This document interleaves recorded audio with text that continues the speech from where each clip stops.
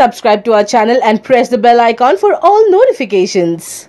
Flood-battered state of Kerala is not only fighting the nature currently, it is also fighting the menace of fake news. It would not be fair to deny the social media's contribution in keeping netizens updated on rescue operations and rehabilitations.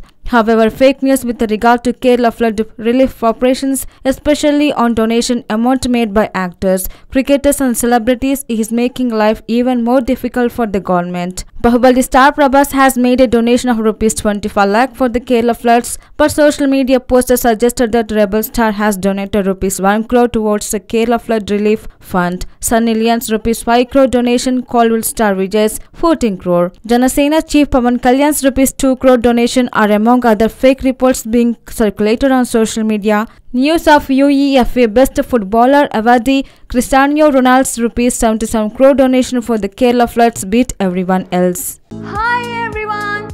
Did you download YoYo TV app? No? Then go and download from your Play Store, where you will get news and entertainment masala. So go, hurry up and download it YoYo TV app.